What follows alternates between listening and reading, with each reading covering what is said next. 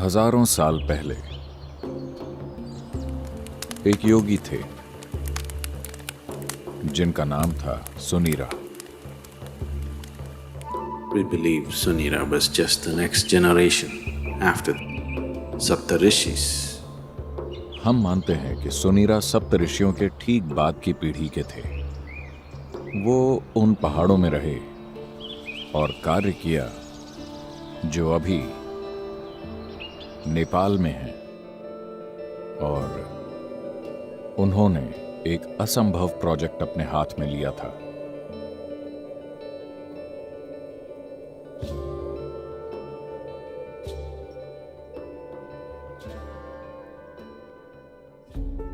सुनीरा ने देखा कि मानव चेतना का विकास हो सकता है अगर आप एक परफेक्ट इंसान तैयार करें जो हर तरह के लोगों को ये प्रदान कर सके। एक तरह से वो शिव की परंपरा से आए थे। कहीं ना कहीं उनका सपना था कि शिव की तरह एक दूसरा प्राणी बनाए। वो एक बार फिर से एक जीते जागते शिव बनाना चाहते थे, दुनिया के लिए एक परफेक्ट गुरु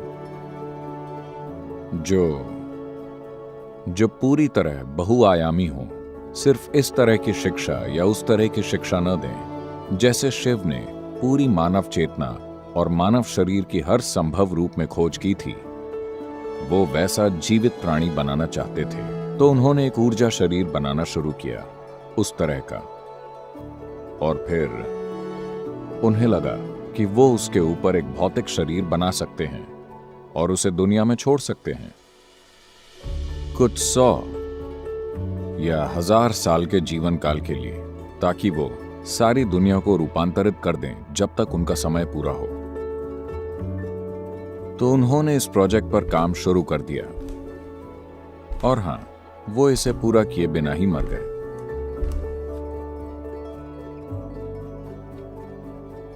तो यहां और वहां इन 15,000 सालों में कई महत्वाकांक्षी योगियों ने उसी प्रोजेक्ट को उठाया जिसे सुनीरा ने छोड़ा था, और फिर से एक परफेक्ट गुरु के ऊर्जा शरीर को बनाने की कोशिश की जो मानव चेतना को रूपांतरित कर सके।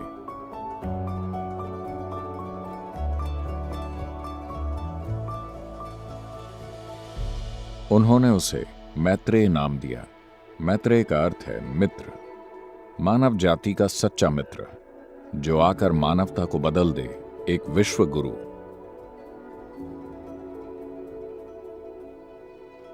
पीढ़ी दर पीढ़ी कई योगियों ने दोबारा सुनीरा के उसी अधूरे प्रोजेक्ट को पूरा करने की कोशिश की। यह हमेशा यौगिक परंपरा का हिस्सा रहा है, लेकिन पिछली सदी में यह सतह पर आ गया। यह समाज के सामने आया क्योंकि थियोसॉफिस्ट ने उस पर काम किया था। एनी बेसेंट, लेडबीटर और मैडम जो भी उनका नाम था, मैं बोल नहीं पाऊंगा, ब्लावत्स्की, उन तीनों ने इस पर काम शुरू किया। उन्होंने कहा हम इसे पूरा करेंगे। उन्होंने तंत्र विद्या के ज्ञान को बड़ी मात्रा में इकट्ठा किया। शायद पिछले कुछ 100 सालों में पहली बार, और निश्चित रूप से पहली बार, पारंपरिक तरीके से नहीं बल्कि आधुनिक तरीके से उन्होंने इस प्रोजेक्ट पर काम शुरू किया।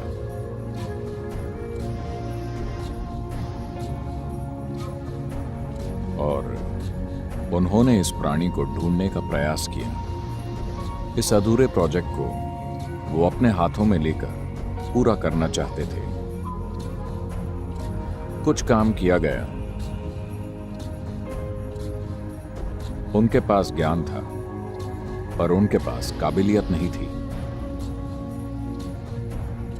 उन्होंने काफी जानकारी जुटा ली थी, मगर वो ऐसा कुछ करने के लिए जरूरी साधन नहीं जुटा पाए। उन्होंने 2 बार गंभीर प्रयास किए, बस ये घोषित करने के लिए कि उन्होंने प्रोजेक्ट पूरा कर लिया है और परफेक्ट प्राणी आ चुका है, मगर यह कारगर नहीं हुआ।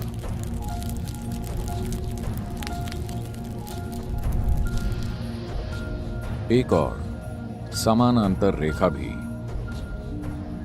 खींची जा रही थी। पिछले कुछ सहस्त्राब्दियों से, जहां कुछ और योगी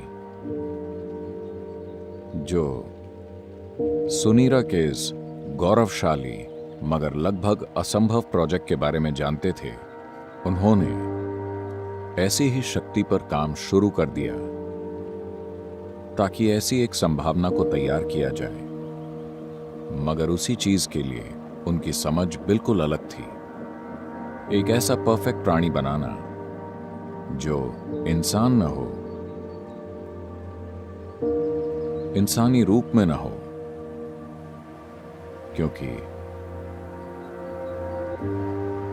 क्योंकि इसे एक इंसान में डालना एक ऐसी संभावना को इंसानी सिस्टम में सभी क्षमताएं हैं, पर फिर भी इसमें उसे थामने के लिए सीमा की जरूरी समग्रता नहीं है।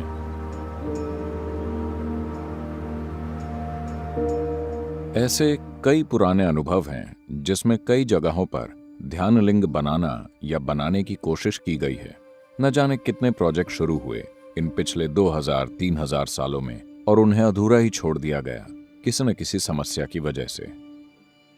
भोजपुर में एक ध्यानलिंग बनाने की कोशिश की गई थी लगभग 1000 साल पहले, 1000 साल से थोड़ा और ज्यादा।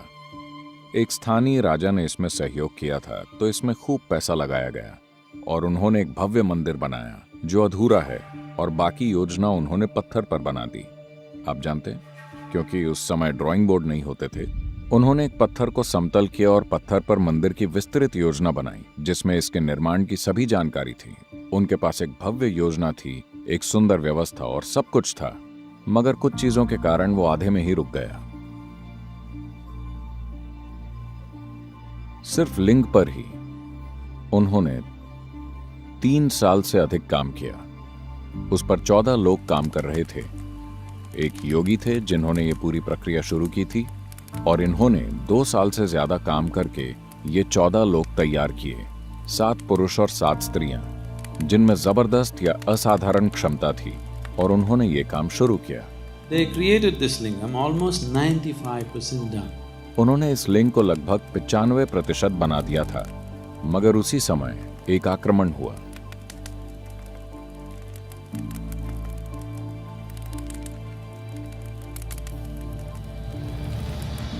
जो लोग हमला करने आए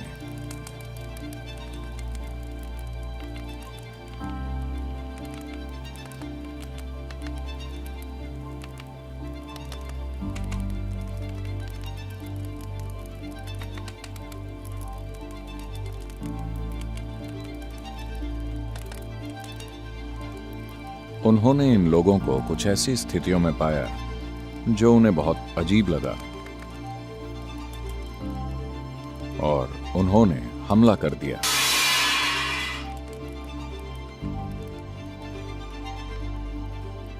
उस हमले में योगी का बायां पैर कट गया।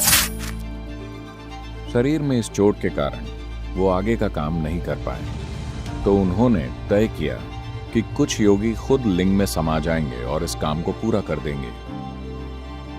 तो उन्होंने एक दूसरे योगी को ऊर्जाओं को बंद करना सिखाया, और वो सभी अपने शरीर छोड़कर लिंग में समा गए। पर जो दूसरे योगी थे जिन्हें ये काम करना था, वो इस परिस्थिति से इतने भावुक हो गए कि वो ऊर्जाओं को बंद नहीं कर पाए। क्योंकि वो उसे समय पर लॉक नहीं कर पाए, तो लिंग में दरार आ गई। आज भी आप देख सकते हैं, लिंग में एक सीधी दरार है। वो लगभग 3 से 4 इंच खुल गया था, अब उसे चूने से भर दिया गया है। आर्कियोलॉजिकल विभाग ने उसमें चूना भर दिया है, पर उसमें दरार आ चुकी है।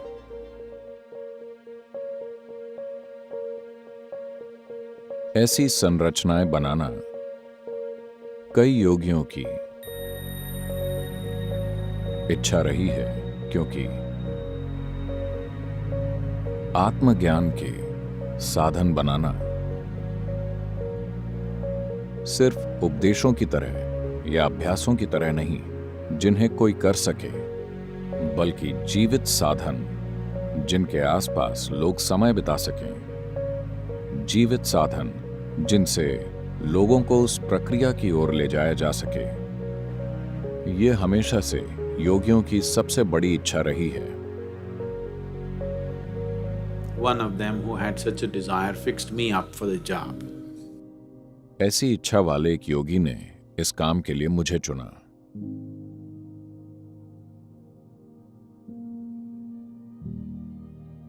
उनके साथ मेरी शारीरिक करीबी सिर्फ चंद मिनटों की ही थी। इन कुछ क्षणों में ही इस शानदार चतुर व्यक्ति ने अपने प्रोजेक्ट के लिए मुझे गुलाम बना लिया।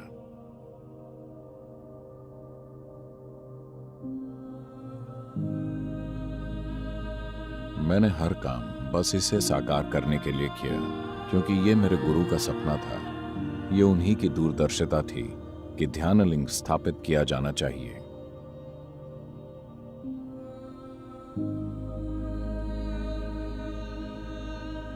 This is my Guru's will and grace.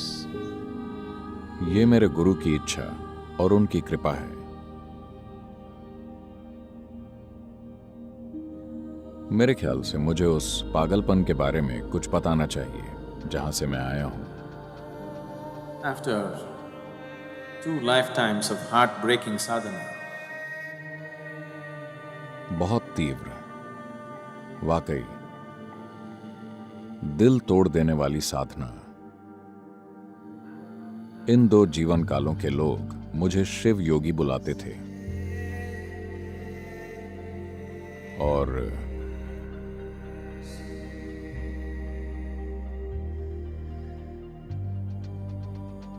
जब जरूरत थी,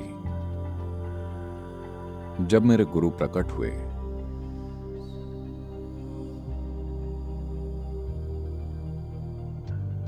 और जब उन्हें लगा कि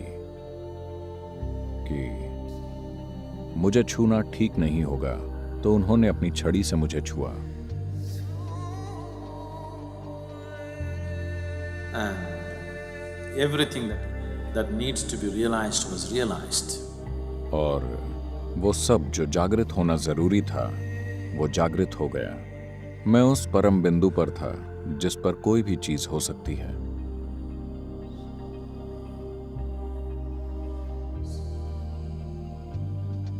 तो उस प्राणी को शिव योगी कहा गया, जो उस मिशन को पूरा करने की कोशिश कर रहे थे जो उन्हें सौंपा गया था, सफल नहीं हुए। वो फिर वापस आए।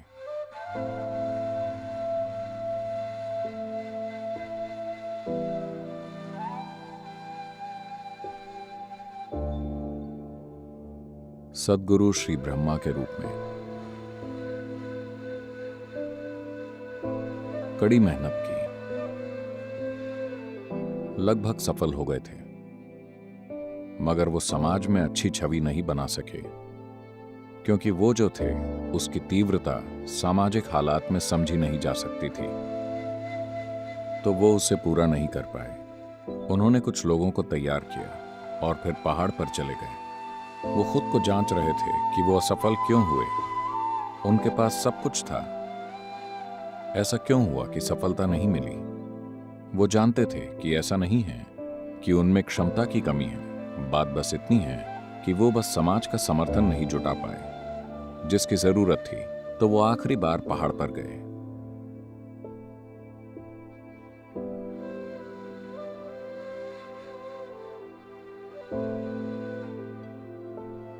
ऊपर जाने से पहले उन्होंने घोषणा की यहाँ तलहटी पर उनके कुछ शिष्य वहां इकट्ठा हुए।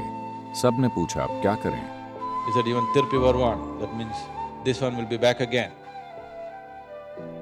वो बोले, इवन तिरपी वरुवन, मतलब ये फिर लौट कर आएगा।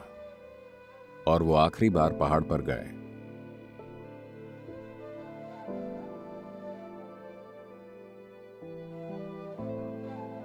और उन्होंने एक दुर्लभ चीज की।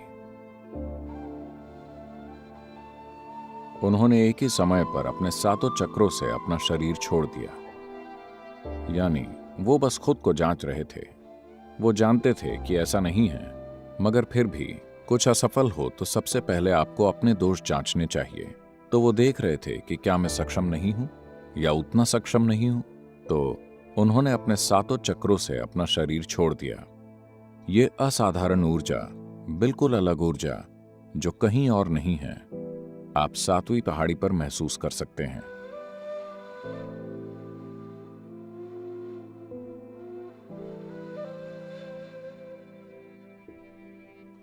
ये कहीं भी मौजूद किसी भी चीज से बहुत ही अलग है।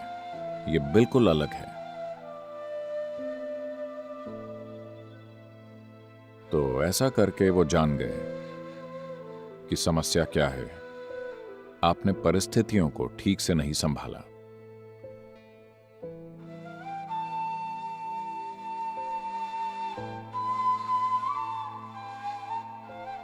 इस बार जब हम आए तो हमने सारी योजना उस बिंदु तक बनाई जहां हमने तय किया कि कुछ लोग जिनकी मुझे जरूरत होगी वो कहां, किस कोख से जन्म लेंगे और कैसे। सब कुछ तय किया गया और सब कुछ वैसा ही हुआ।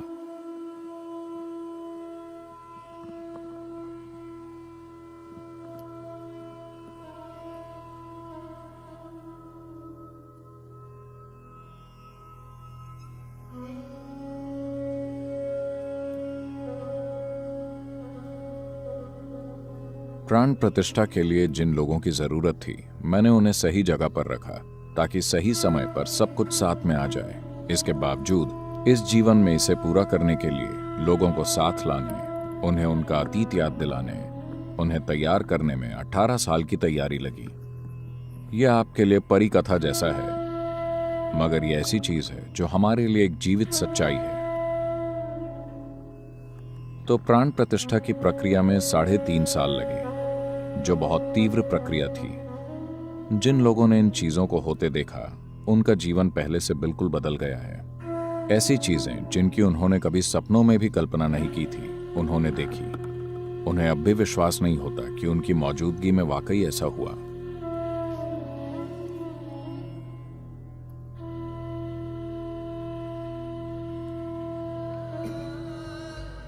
योगी सुनीरा, उन्होंने जीवन भर इस पर काम किया और उनके जीवन के अंत में जब ये परफेक्ट प्राणी बनाने का उनका सपना अधूरा रह गया, तब योगी सुनीरा ने एक भविष्यवाणी की। आज से बहुत लंबे समय बाद, बहुत ज्यादा लंबे समय के बाद मेरे द्वारा शुरू किया गया ये काम पूरा होगा और गूंजेगा। यहां नहीं बल्कि दक्षिण के हरे भरे पर्वतों में। हमारे पर्वत हरे भरे हैं और हम दक्षिण में हैं। तो जो भी सुनीरा की भविष्यवाणी थी वो सच हो गई है, पर उस रूप में नहीं जैसा उन्होंने सोचा था।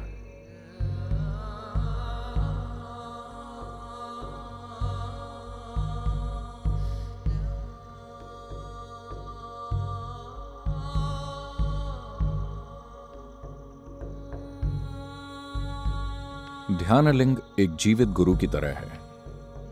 एक आध्यात्मिक साधक के जीवन में गुरु की भूमिका सिर्फ शिक्षा या मार्गदर्शन देना नहीं है। सबसे बुनियादी चीज जिसकी वजह से एक आध्यात्मिक साधक गुरु की तलाश करता है, वो ये है कि एक गुरु उसकी ऊर्जा को एक अलग आयाम में जागृत कर सकता है। एक आध्यात्मिक साधक के जीवन में गुरु की भूमिका का ये पहलू ध्यानलिंग ने बहुत अच्छी तरह पूरा किया है। एक बार ध्यानलिंग के घेरे में आने के बाद कोई व्यक्ति अपने अंदर मुक्ति का आध्यात्मिक बीज बोए जाने से नहीं बच सकता।